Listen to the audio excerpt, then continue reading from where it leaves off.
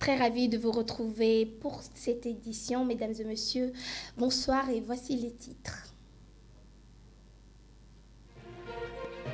Adolphe Muzito, candidat président de la République, a dévoilé son offre politique ce mercredi 22 novembre 2023 au Centre culturel Boboto avant de se lancer officiellement dans la campagne électorale pour l'élection du 20 décembre prochain. Toujours dans cette édition, la Banque mondiale suspend le financement des projets humanitaires et de développement en RDC, évalué à 1 milliard de dollars américains.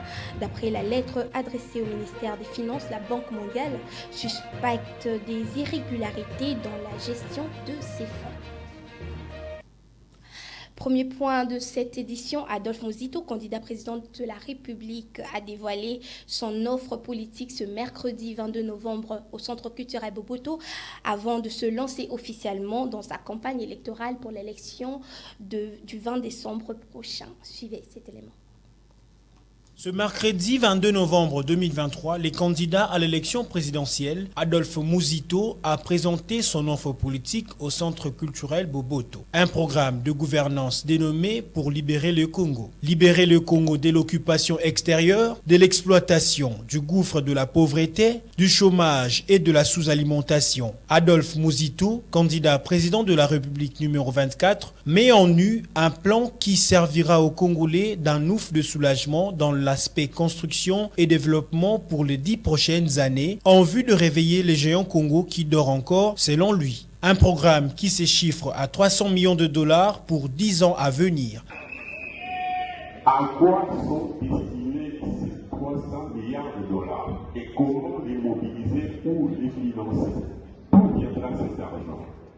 Avant de parler de l'origine de ces 300 milliards, je voudrais d'abord vous utiliser, parce que nous utilisons ici le principe de la primauté des dépenses. Et si quand nous avons tout d'abord, ce que vous allez tata à balle, madame, pour la conscience de budget, il y a famille pour les mois ou les trimestres. Et c'est pas déterminé la dépense.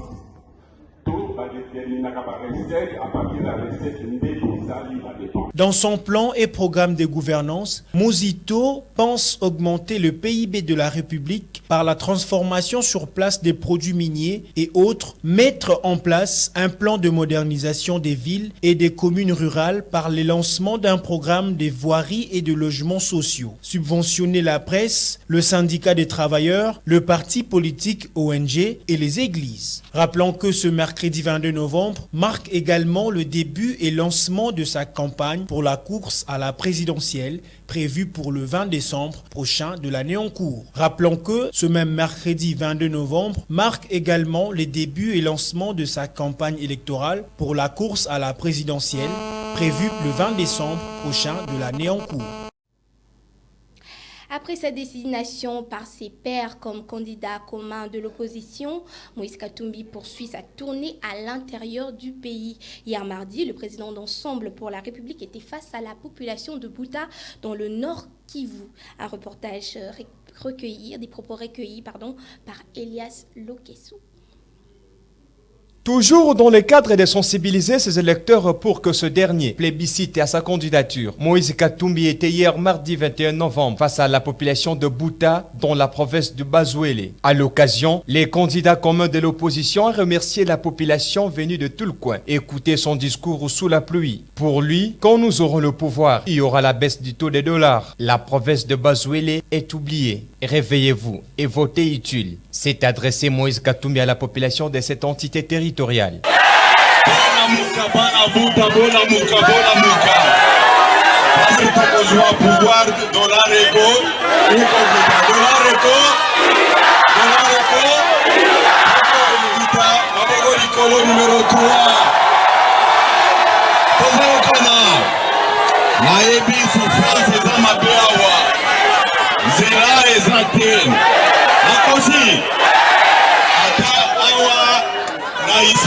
Est-ce que vous avez na Isiro? Alors, Batoana, Bamoni, Bolali Pongi, te. A continuer à faire ça, Bino. Vous avez la carte d'électeur. Vous avez la carte d'électeur. combien? Numéro combien? Il s'est rappelé que Moïse Katumbi était désigné candidat commun de l'opposition à Pretoria par Matata Ponyo, Seth Kikuni et Frank Diongo.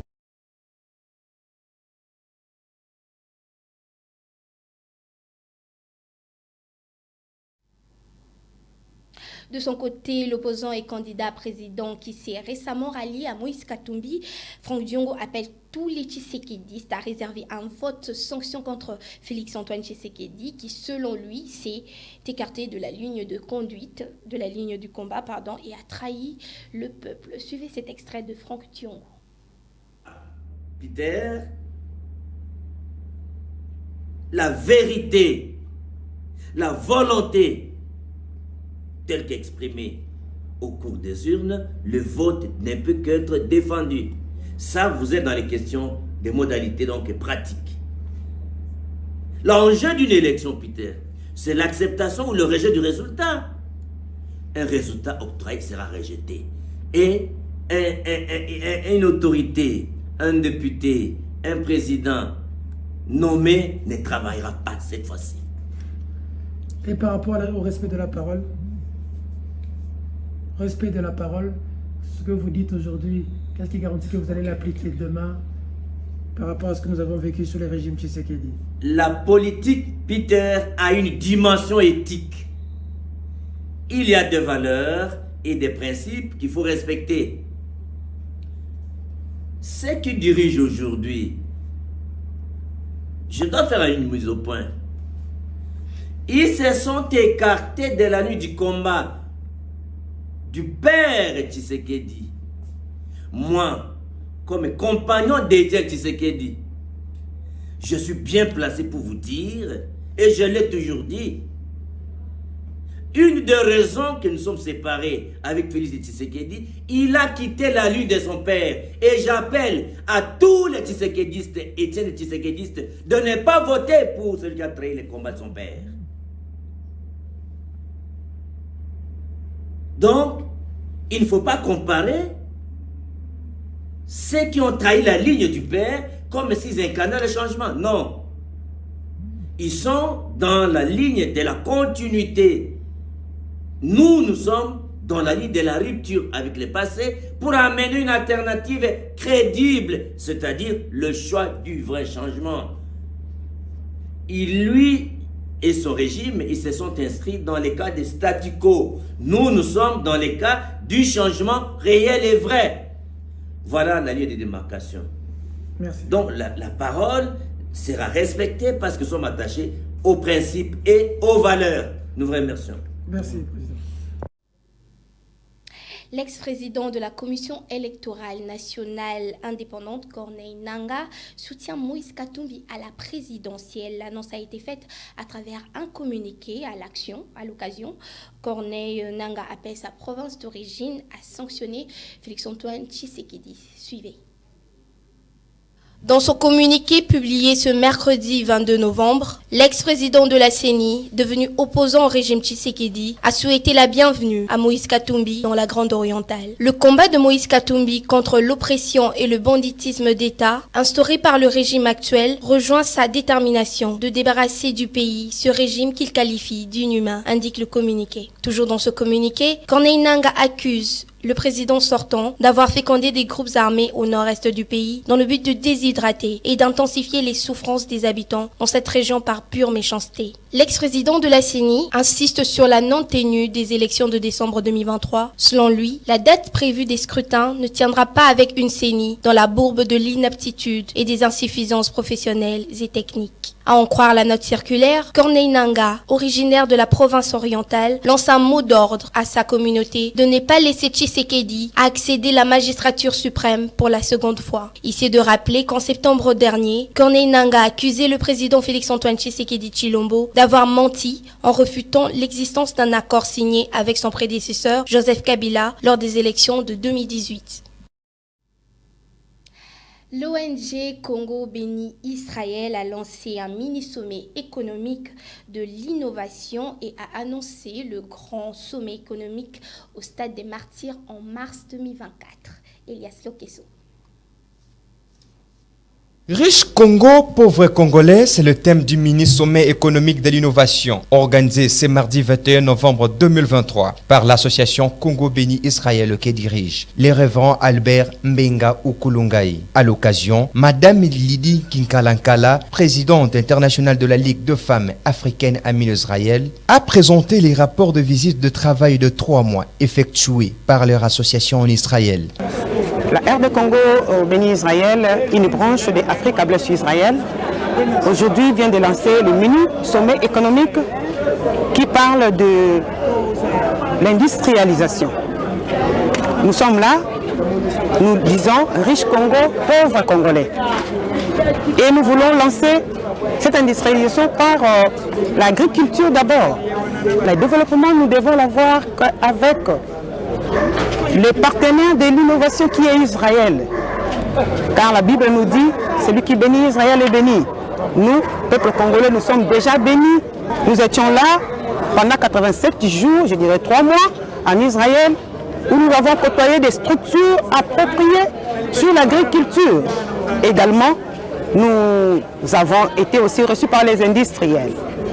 Nous disons que tout homme, toute femme, tout Congolais adhère dans cette vision. La vision qui parle de l'autonomisation, cette vision qui parle de l'entrepreneuriat, cette vision qui parle du développement. Nous sommes prêts et nous attendons ces alliés, les Israéliens, les Juifs, le peuple hébreu, qui viennent et ils trouvent chez nous déjà un cadre que nous appelons la Chambre de commerce, d'industrie, d'agriculture et de métiers Congo-Israël.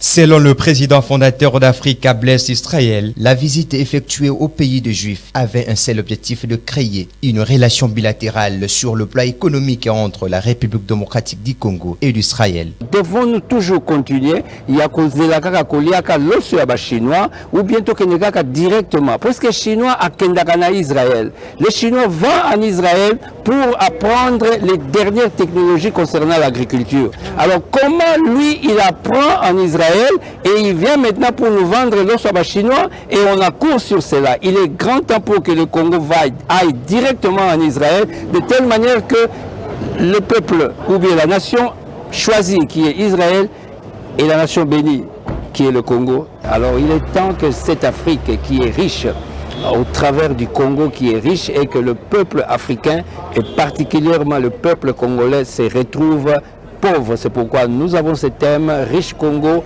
pauvre Congolais. Nous avons invité les gens pour que nous puissions parler de ce que nous sommes en train de préparer. Au total, des panels étaient organisés pour la circonstance. Le premier était axé sur le projet d'appui aux chaînes de valeur agricoles à la base et les seconds avait abordé les aspects de promouvoir l'innovation et les activités économiques dans le cadre de l'amitié entre la République démocratique du Congo et l'Israël. Il s'y est de noter que, en date du 10 mars 2024, l'association Congo-Béni-Israël organisera le grand sommet économique au stade de Martyrs de Kinshasa. Cette organisation non gouvernementale a vu le jour en Afrique du Sud et était implantée en quelques pays africains.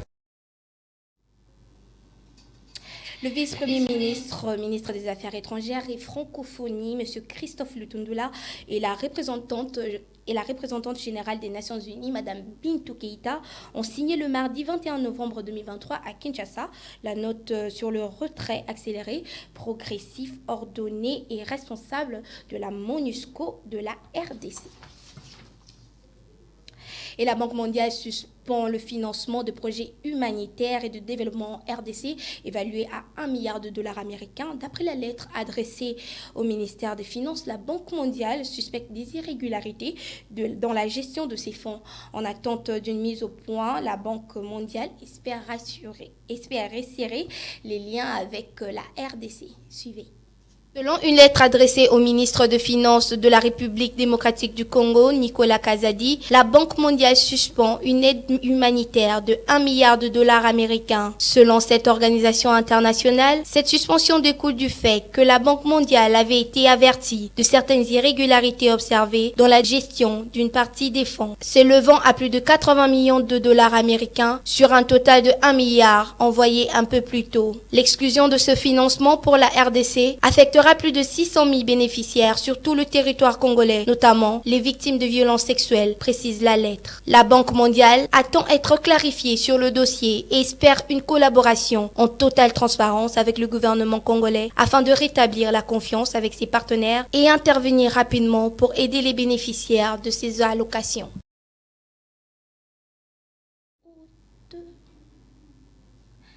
Comme annoncé le 30 juin 2021 à Lubumbashi de la création de 3 écoles de pêche, le ministre de l'Enseignement supérieur et universitaire Mohindo Nzangi Butondo a inauguré ce mardi 21 novembre 2023 la Haute École d'Aquaculture dans la province du Nord Kivu. Elias Lokeso, Judith Massengo. Le gouvernement congolais s'engage activement dans la création des écoles spécialisées. À Kiavingonge, dans le Nord Kivu, le ministre de l'Enseignement supérieur et universitaire, Mohindo Nzangi, a procédé à l'inauguration de la Haute École d'Aquaculture. Cette cérémonie a eu lieu ce mardi 21 novembre en présence de l'administrateur du territoire, de Beni et de plusieurs chefs coutumiers de la région. Comme annoncé le 30 juin 2021 à Lubumbashi, de la création de 3 écoles de pêche, de Kipushi à Lubumbashi, de Kasangulu au Congo central et celle de Kavingonge dans le Nord Kivu. Ces modèles de construction adoptés au milieu rural sera expérimenté dans d'autres territoires du pays, affirme Mohindo Nzangi, ministre de l'Enseignement supérieur et universitaire. Retenons que la Haute École d'Aquaculture comprend 10 auditoires, des grands laboratoires, des salles d'exposition et des homes.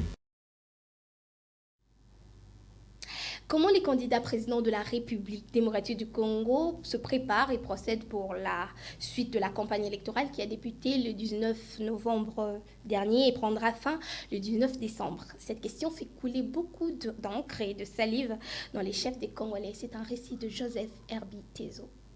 La problématique de la campagne électorale en République démocratique du Congo prend une autre tournure et pente dans notre pays. Avec 26 candidats en lice pour une seule place ou siège, les candidats présidents ont commencé leur campagne avec plusieurs formes de discours et communications. Lancée le 19 novembre dernier par la Commission électorale nationale indépendante, la campagne électorale pour l'élection présidentielle est le seul moyen pour élire à un seul tour un président pour les 5 années à venir. Pour Félix Antoine Tshisekedi Tshilombo, candidat à sa réélection, a débuté sa campagne à Kinshasa avant de mettre ses pieds au Congo central avec un seul discours: consolider les acquis ou répartir à zéro. Fin des citations. Pas plus tard, dans la soirée du même 19 novembre, Matata Ponyo revient sur les récentes conclusions de travaux de Pretoria auxquels le parti politique LGD et Matata Ponyo se rallient à Moïse Katumbi Chapwe qui, selon lui, portera le ticket de l'opposition à la présidentielle le 20 décembre de l'année en cours. Un jour après, Seth Kikuni et Franck Diongo, de leur côté, se rallient à nouveau pour la même cause et vision pour l'élection présidentielle de décembre. Pour Martin Fayulu, candidat de la cohésion nationale, qui reste serein à sa juste valeur tout en faisant marche seul, avait débuté sa campagne électorale dans la province du Kwilu avec un message clé de son programme: de construire le Congo tout en foutant dehors le rebelle du M23 soutenu par le Rwanda dans la partie est du pays. Les candidats de la cohésion nationale, Martin Fayulu est de retour à Kinshasa pour la poursuite de sa campagne électorale. Rappelons que pour Adolphe Muzito, qui présente son offre politique ce mercredi avec une vision basée sur le politique public qui améliore les agrégats économiques du pays. Durant cette période de la campagne électorale, les candidats présidents de la République sont à la quête des électeurs et vont parcourir le Congo dans toute son entièreté pour porter leurs messages et communications qui vont séduire les électeurs et la population congolaise pour les 5 années à venir. Voilà l'essentiel de l'actualité de ce mercredi 22 novembre, mesdames et messieurs. Le rappel des titres. Adolphe Muzito, candidat président de la République, a dévoilé son offre politique ce mercredi 22 novembre 2023 au Centre culturel Boboto avant de se lancer officiellement dans la campagne électorale pour l'élection du 20 décembre prochain. Et la Banque mondiale suspend le financement des projets humanitaires et de développement en RDC évalué à 1 milliard de dollars. D'après la lettre adressée au ministère des Finances, la Banque mondiale suspecte des irrégularités dans la gestion de ces fonds. Portez-vous bien, je vous retrouve la semaine prochaine pour une nouvelle édition. Mesdames et messieurs, au revoir.